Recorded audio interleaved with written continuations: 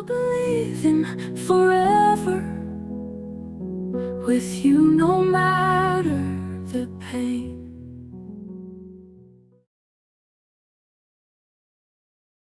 So when Pastor K and I got married, he told me he wanted a marriage that would be a testimony.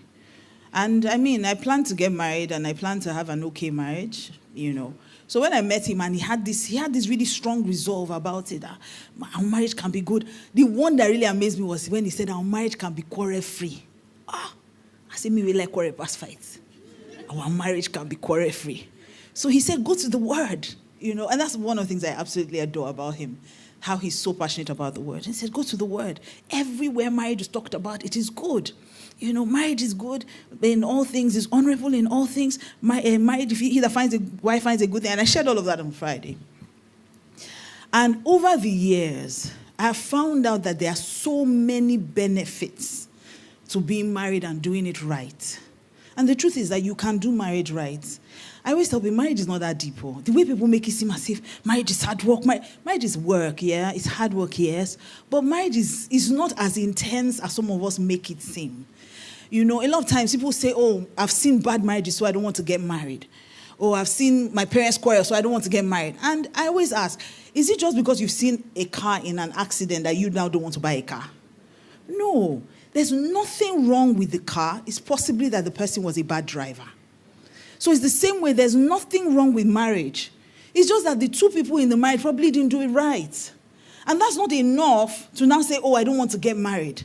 Have you been married before? You to go and try and see. But if you have knowledge, most times it's not marriage, bad marriage is not a love problem, to be honest. Because if you ask people that have been divorced, and sadly now, in this generation, and the way things are now, if you look around you, you will probably meet or know somebody that is going through a divorce or that has been divorced.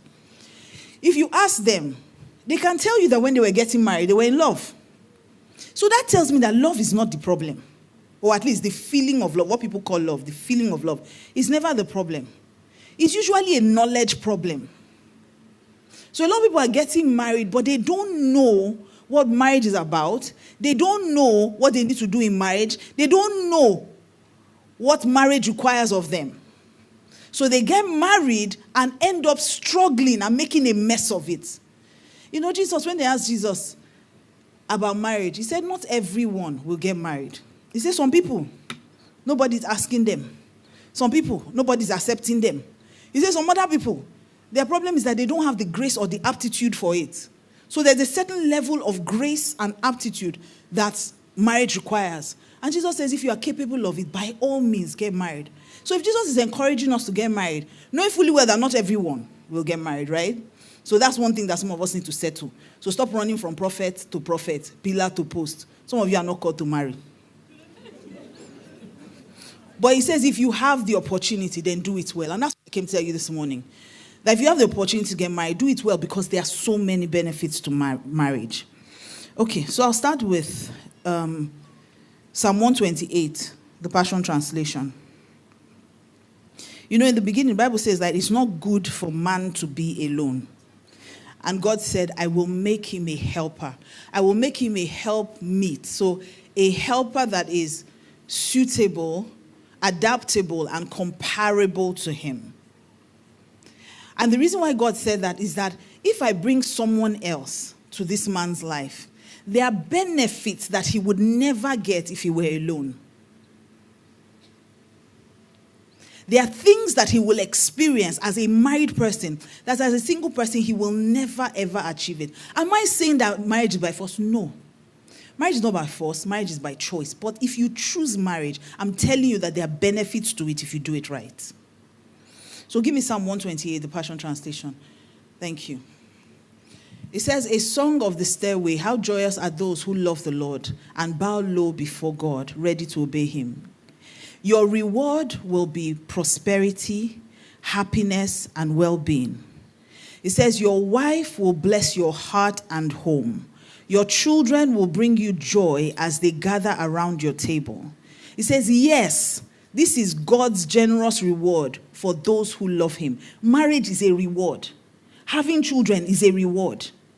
God says your wife will bless. Like, there's a blessing that comes from being married. Even God himself says, if you love me, it's part of the rewards I give to you. So if God is rewarding you with something as beautiful as marriage, that should tell you that marriage is a beautiful thing. If God is saying, what I want you to do to reward you, usually when you do something for someone and somebody says, I want to reward you, you expect it to be a good thing, right? So if God is saying, I want to reward you, you expect it to be a good thing, right? Because they know they reward you now. People have not collected reward before. Why are people looking at me like that? So when somebody says, I want to reward you, do you expect it to be a good thing or a bad thing? A good thing. So if God says, when you bless me, when you love me and you serve me, part of what I used to reward you is marriage and children. That should tell you that marriage is a good thing. If God himself is offering it to you, that this is one of the things I want to give to you because you serve me. He says a reward for you because you serve me. It's a reward for you because you obey me. And he says, I want to reward you, so let me give you marriage and give you children. That should tell you that marriage is a beautiful thing. It is what the world has made it. And this is why I keep shouting on social media. I'm not there by chance. I'm there intentionally. Because when they come there and they put ring light, and they say all the things that they are saying, some children are picking it up and it's entering their spirit. We have to come out and counter it. You know why so many people believe that marriages are bad? It's because those of us with good marriages don't talk. We don't think it's worth talking about. So someone's husband annoys her, she will go to social media and go and say it. And then all the young people are saying, oh, so that's how marriage is. Men are annoying. That's where they start, men are scum, women are scam. Scam. There are all kinds of negative things about marriage. It's flying around because the people who have bad marriages are more vocal than those of us who have happy marriages. Our marriage, no, they work. How is that possible? Look around you now. Look around you. There's still a lot of people who are married. And even if statistics say, and I don't totally agree with that statistic because I don't know if that statistic is taken in the church. They say 50% of first marriages fail. That means that every time two people get married, one will fail. Now, we emphasize on the 50% that will fail. But we've also forgotten that 50% will succeed. So every time they bring out the statistics, your attention immediately goes to 50% will fail. Assuming they brought it out and they said 50% of all marriages will succeed. It gives you more hope to say, I am part of the 50% that will succeed. So the way that statistic has brought out, it has, like I always say, Satan is, you see, the person you are playing with is not playing with you. Satan is not playing with you. You are the one playing with Satan. You are treating him like, oh, it's not Satan, it's a nuisance. No, Satan is your enemy. So he's working to get you and your children. It's not even after you, it's your children. If he can convince you marriage is bad, automatically he has convinced your children that marriage is bad. So Satan is very intentional, and I think we need to be more intentional. More Christians need to be vocal about how good their marriage is. We need to be more vocal about it. So when I go on social media, Pastor Sunday was saying it, that way they drag me. Dragging is not your prerogative. If you drag me too, I can drag you. Everybody has a dragging right. The social media is not your own. They say it's social media. So if you come and say your own, me too, I can come and say my own. If you are angry that I said my own, then that's your problem, not mine. But we must enter that, set your face like a flint. Say your own. Bring out your marriage. Put picture of your husband. What's wrong with that? She started putting, it's paining you. As they pain them, it go there sweet. You come back tomorrow, put 2 more pictures. This time add your children. Because why must I conform to this world? If the world does not conform to me, they should leave it all. But me to conform to them, it's not happen.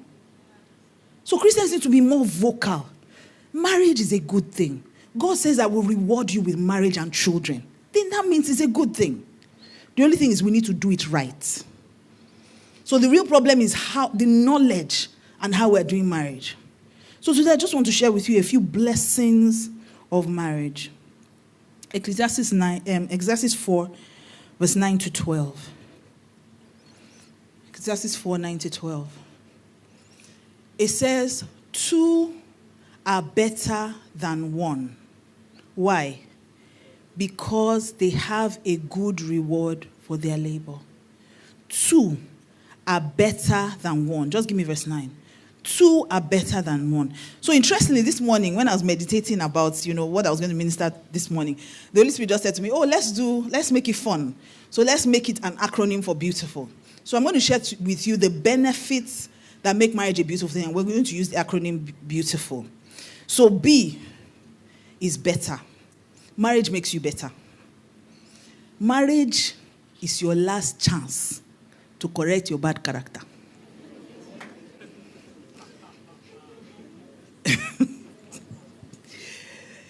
Everything God asked you to do as a single person, the exam is inside marriage.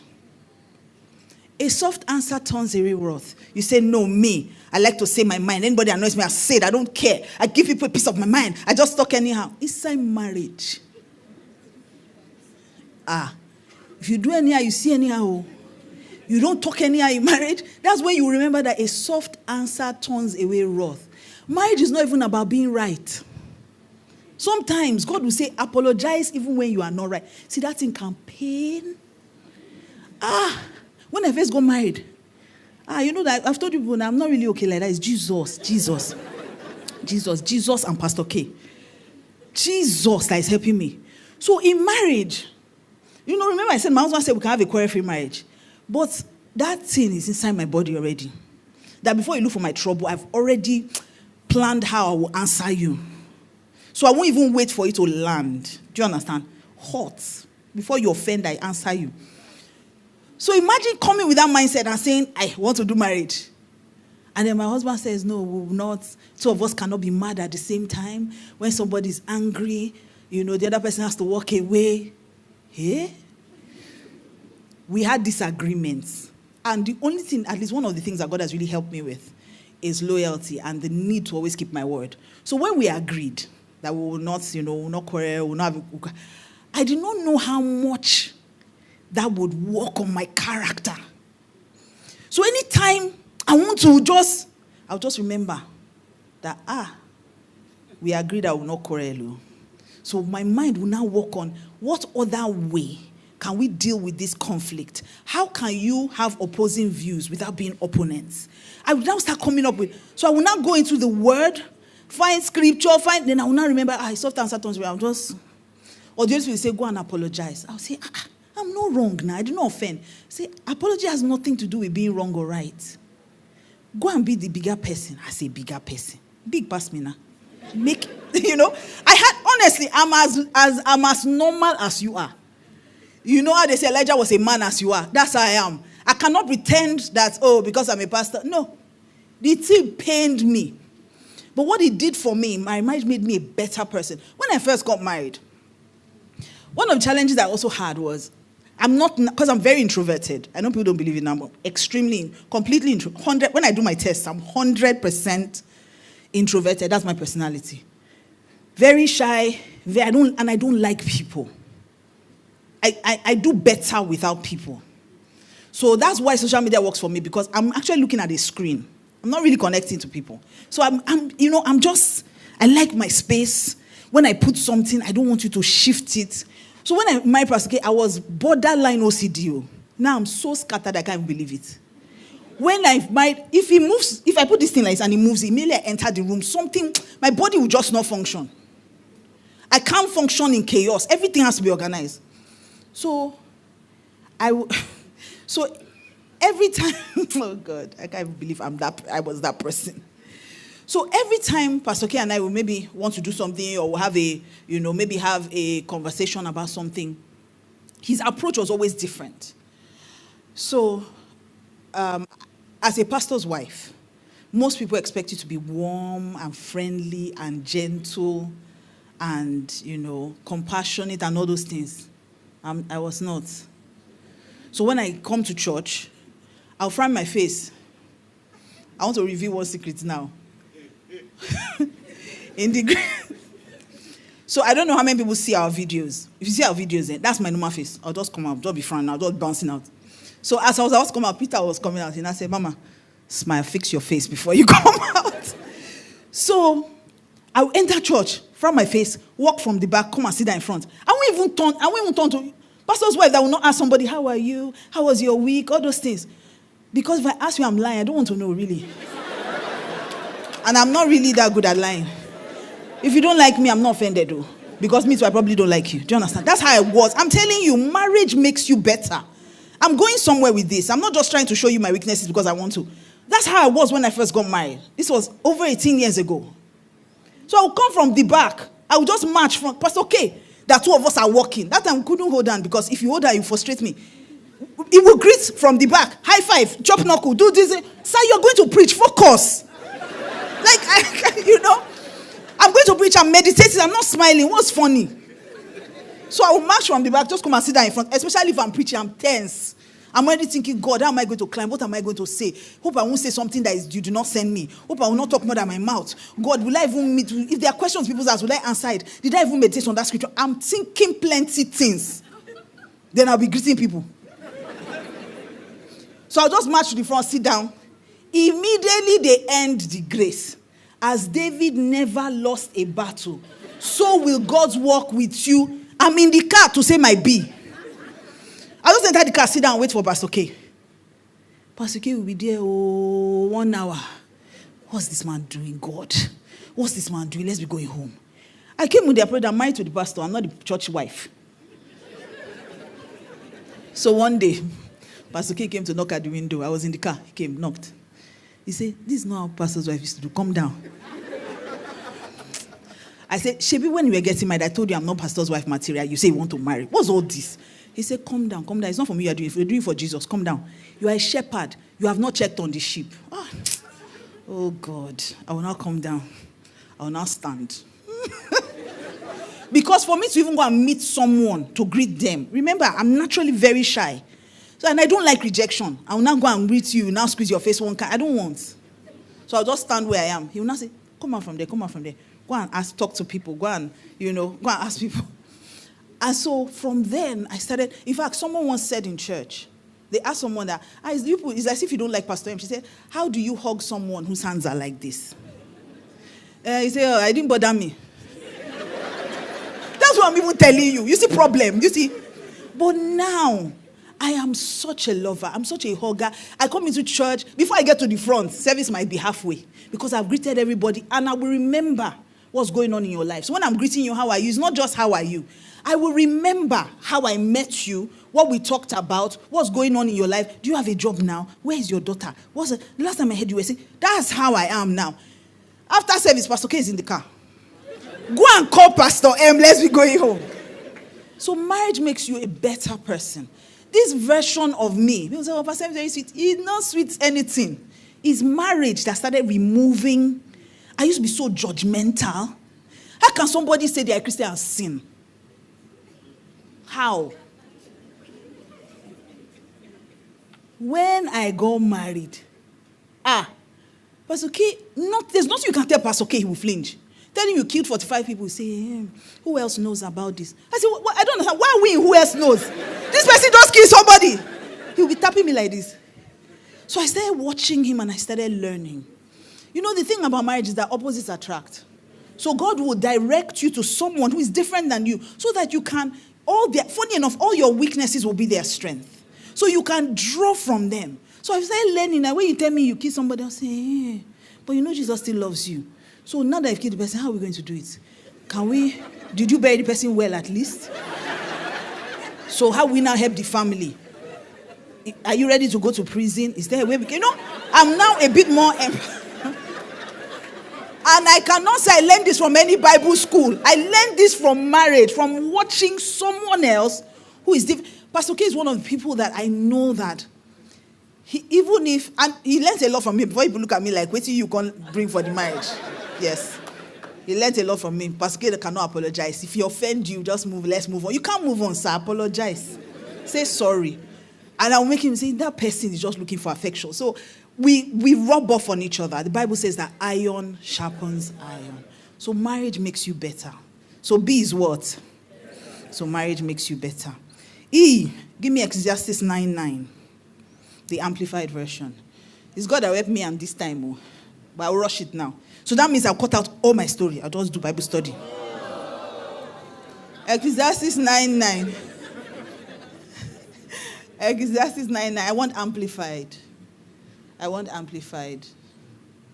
Amplified, not amplified classic. Just amplified. Ecclesiastes 9:9. Just amplified.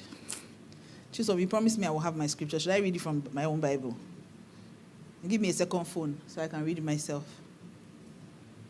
Okay.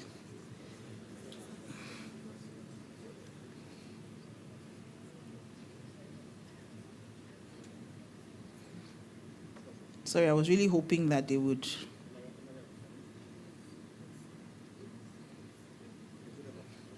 Okay. Okay. Thank you. Okay. So Ecclesiastes 9:9. Somebody else. Okay, it's fine. It says, live joyfully with the wife whom you love all the days of your fleeting life, which he has given you under the sun. All the days of vanity and futility. For this is your reward in life and in your work in which you have labored under the sun. There's one version, I don't know if it's NIV, that says, enjoy your wife. So the E is enjoyment. Marriage is for enjoyment. God expects that you will enjoy each other. And he says that you should enjoy or rejoice in the wife of your youth. So God is expecting that you will marry as a young person. The wife of, thank you, NIV. He says, enjoy life with your wife whom you love. All the days of this meaningless life that God has given you under the sun. He says, all your meaningless days. For this is your lot in life and in your toilsome labor under the sun. God expects that you will enjoy each other. There's an enjoyment that marriage brings if you do it right. There's an enjoyment of the physical body. There's also an enjoyment of the mind. There's just, there's pleasure in being together. Pleasure of being with the right person. If you are in love, you know that there's a way love makes you feel. When you see the person, you just be happy. You just be smiling for nothing. Everything you say, as my husband said, somebody will say, look, I love these flowers. My wife loves flowers like this. Oh, I just saw 3 cockroaches. Oh, my husband likes cockroaches sometimes. In fact, have you not seen people that are in love? Everything that you say. Oh, that reminds me of when Kingsley just... we're talking about something else. Biology exam. What's concerning Kingsley is that biology exam. But that's just how it is. When you enjoy someone, you enjoy their company, you enjoy sex with them. You see, the Bible says it's better to marry than to burn. That burn is talking about it. It's better for you to marry than to be aching for sexual satisfaction.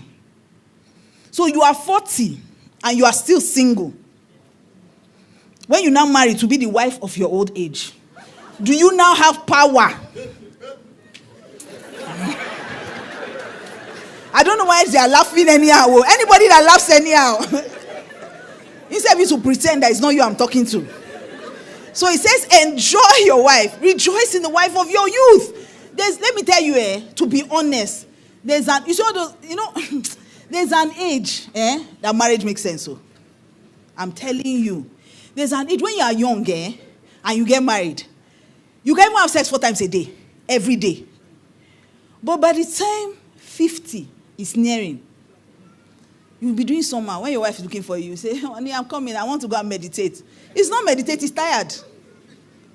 When you are young and you have children when you are young, it's not pension they used to train children. When you are young, God expects that in that youth is when you enjoy marriage. And marriage brings a level of enjoyment that nothing else brings. Even the sleeping around that you are sleeping around. Shebi shame follows it now. When you finish, you'll not be ashamed. You can enjoy yourself without shame, without guilt. That's what God is saying. So B is what? E is what? A, give me Amos 3:3. In fact, don't give me Amos 3:3. Give me Matthew 18, verse 19, New King James Version. Amos 3:3 says that 2 cannot work together except they be agreed. So marriage, one of the benefits of marriage is agreement. It's one of the benefits of marriage. Matthew 18:19, New King James says, again I say to you, that if 2 of you agree on earth concerning anything that they ask, it will be done for them by my Father in heaven. There's a power of agreement that marriage gives you that no other relationship does. He says, if two shall agree as touching anything. You know, when people get married, I always laugh when they are fighting to win arguments. You should be fighting to win the agreement. Every time two of you stand in agreement on something, it will happen. I can give you so many examples in our marriage. We agreed we will not be poor.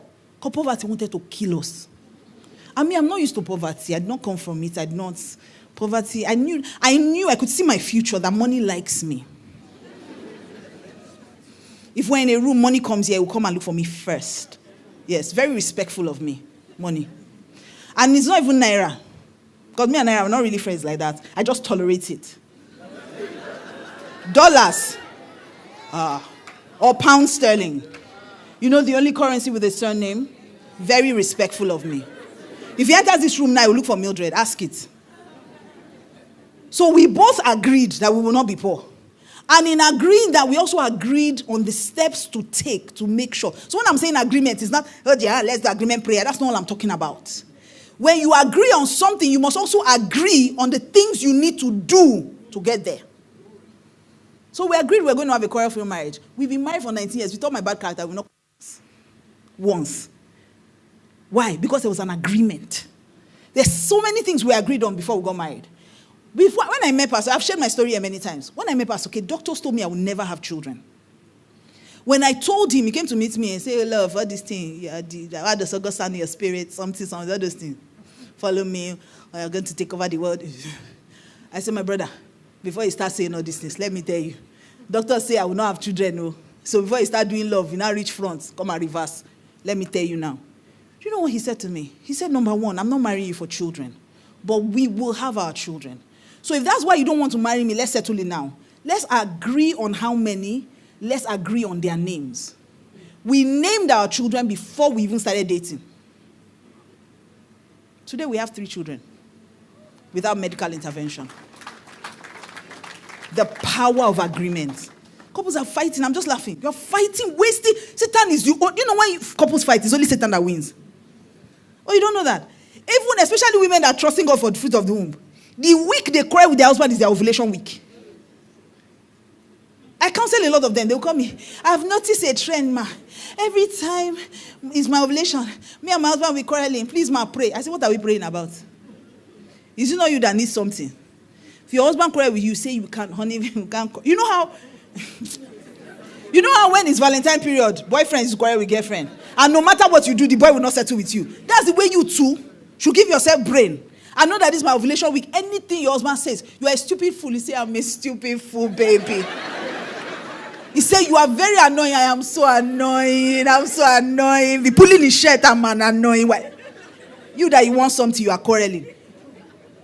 Let's we carry egg, no they fight now. So you must be determined to keep the agreement.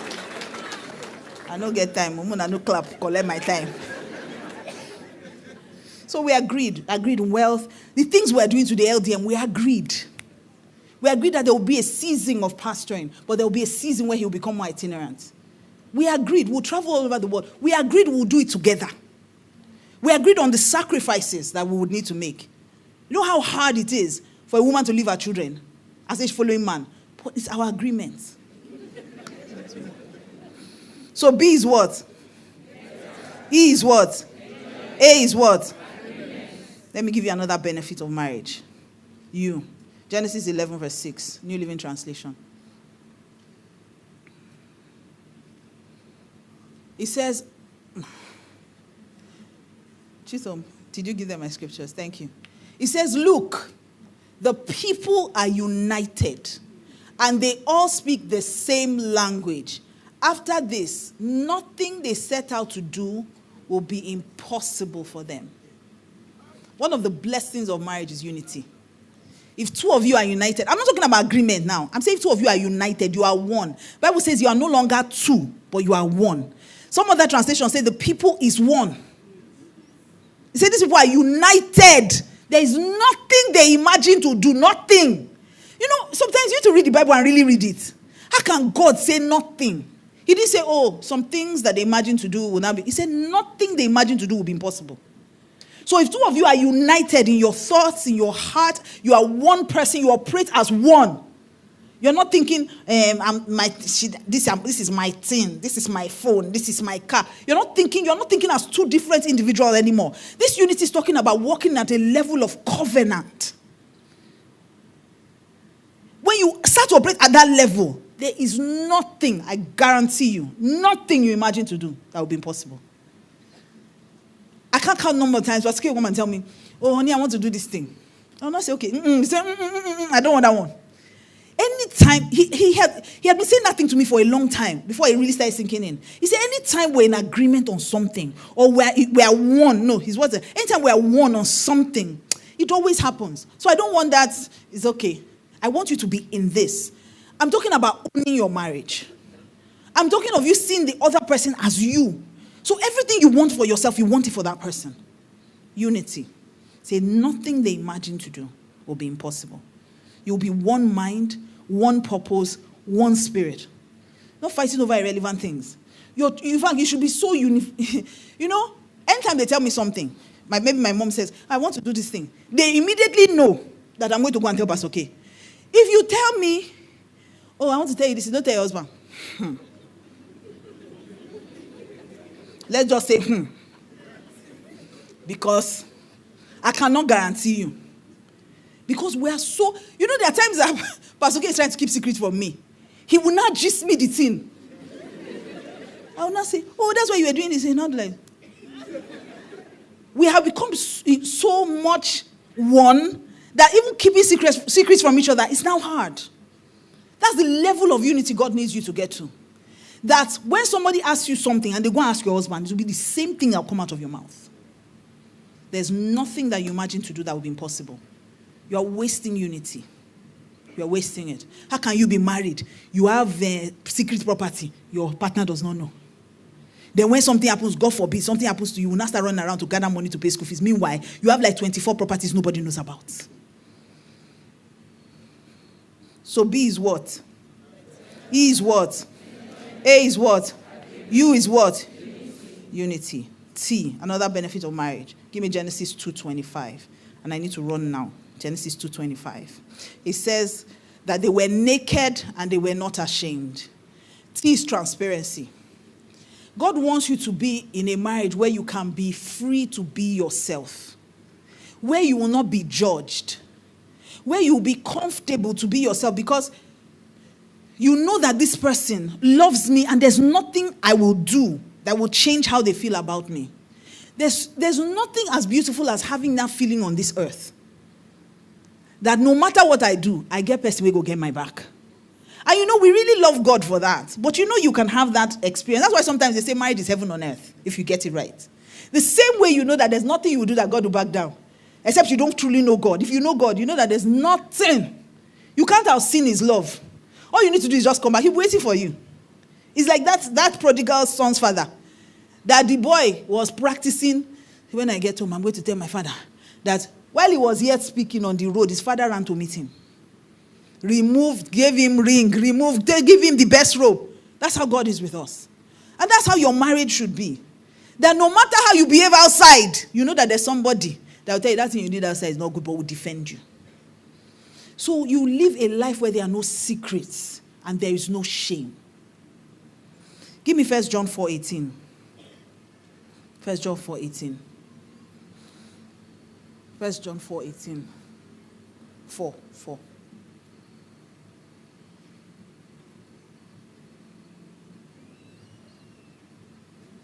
It says, I think it was NLT I wanted, but I'll read this. It says, love never brings fear. Just leave the TPT. Don't worry. Just leave that one. I'm sorry. Me if I should have opened Bible. You see all this new modern age. If we're carrying normal Bible now that I've marked, I will read it. Say, love never brings fear. For fear is always related to punishment. But love's perfection drives the fear of punishment far from our hearts. Whoever walks constantly afraid of punishment has not reached love's perfection. This English, NLT would have been perfect. Because it describes the fact that the only reason why you are afraid is that you have not yet experienced perfect love. See it. Say, such love has no fear. I'm talking about the love that you should have in marriage. It has no fear because perfect love expels all fear. If we are afraid, it is for fear of punishment. And this shows that we have not fully experienced his perfect love. Now, this is talking about our relationship with God, but you can also, the way Apostle Paul will say, but I also speak about Christ and the church, but I'm speaking about marriage. You can also translate it. If you know that no matter what happens, this person will have my back, lying will not be an option in your marriage. So even when you are tempted, say, that girl in my office, you go and tell your wife. That's the first way you know you will not cheat. Sin thrives in secrecy. Adultery happens because the man, when the thing first started, he did not tell his wife. The first day it happened, he did not. A lot of things that became affairs, proper affairs, would have been one night stand. We will know that, that's what we are dealing with. We'll forgive you. Yeah, let's be working on how we'll make it. But the man will say, I got this. And you know that when you say you got this, you don't got it. They say, no, I got this. I wanted to just make sure that I can fix this. I can fix it. You'll be fixing it and be going deeper. If you want to stop cheating on your wife, tell her. Just tell her. If you want to stop cheating on your husband, tell him. The anytime I go to the gym, there's this guy. He's buff. Your husband say, come here. We'll buy weights here. Me too, I'm his trainer. 10, 9, 8, 15. Let's do 3 more reps. He himself will turn to trainer for you. Temptation, they will help you cut the temptation away. But the real problem is that we're not transparent. Marriage, a beautiful marriage gives you transparency. There's no need to lie. There's no need to be afraid. There's no need for sin. Transparency. So B is what? E is what? A is what? U is what? T is what? I, intimacy. Ecclesiastes 4:9-12. I need to rush. Ecclesiastes 4:9-12. Give me 12. Let's just run to 12. 12. It talks about if one is... Oh, no, I'm sorry. Give me 11. Give me 11. I'm sorry. Okay. It says, if two lie down together, they will keep each other warm. But how can one be warm alone? So intimacy. God expects that you will have intimacy in marriage. Someone will cover you. There's a closeness. It talks about physical intimacy, but it also talks about other forms of intimacy. There's spiritual intimacy. Your partner should be the person you are most vulnerable with. You can tell them anything, and they can agree with you. They can cover you. That's what intimacy is. Where you are vulnerable enough to let another person into your soul, into your heart, into your deepest, darkest secrets and your deepest desires. So marriage brings intimacy. So B is what? I need you to remember it. E is what?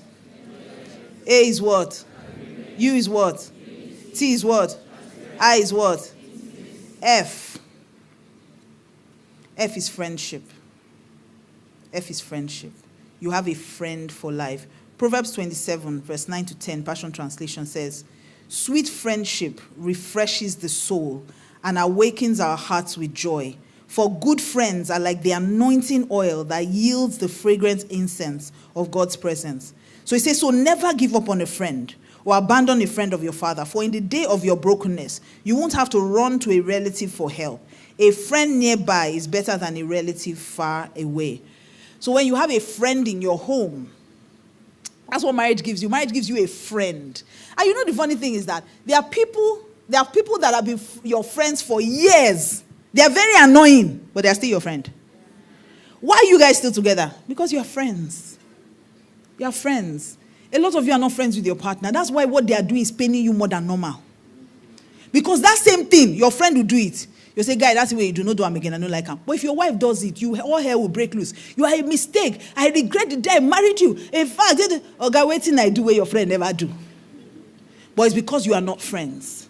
If someone's your friend, there's nothing they will do. You will wait. This friendship is better than, see, the thing I'm gaining is more than what I'm going to lose. So let me just stick with this person. That's what marriage gives you, a friend for life. You don't have to go far to look for a relative. There's someone in your house. Someone close by is better than a far relative. So one of the benefits of marriage is that it gives you friendship. It gives you a friend for life. It's only death that should be able to separate you guys. So what is B? What is E? What is A? What is U? What is T? What is I? What is F? We're almost done. Another you. Proverbs 18:22 tells us that he that finds a wife finds a good thing and obtains favor. So you is unlimited favor. That's one of the benefits of being married. Unlimited favor. When I met my husband, there were many things that he wanted to do. But I understood that coming into his life meant that I was carrying favor. It says you are a good thing. And he that finds you finds a good thing and obtains favor. So I expected favor to happen for us. So I didn't look at it like it at the beginning. But when I got married, there were things, and I came in with the, what do you want? Because I'm a favor carrier. So women, you need to know who you are. So the man, in fact, I remember when we were getting married, and Pastor K said, you want to marry me that I don't have any money? I said, is it you that I'm looking at? A virtuous woman is a crown unto her husband. I'm a virtue carrier. If you find me, I'm a good thing.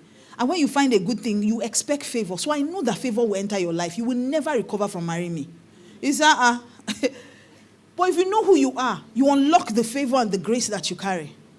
There are many men, if they are honest, when they got married, things changed for the better. A lot of things that you were struggling with before started happening. So I remember when I came, he wanted to write books. I came on and I said, what do you want? He told me all his dreams. And I started knocking them off one by one. And every time I stepped out and said, I'm going to do this thing, God just backed it up with favor. We want to be on TV. I knew a few people because I'd been on TV many years ago when I was still very, very young. I used to read news. So I had friends in that sector. So I just started asking people, we need somebody on STV. I need a slot. One of my friends, Stanley, was there. I said, Stan Lobo, I beg, I need slot. He said, no slot. I said, you go find slot. Why you not go find slot? Now my husband, though. So he started. So you see, even the favors I had with people, I could pull on them and say, it's me you are doing this thing for. You say, I go pay better money. I say, forget your money, your own money, your commission, forget them all.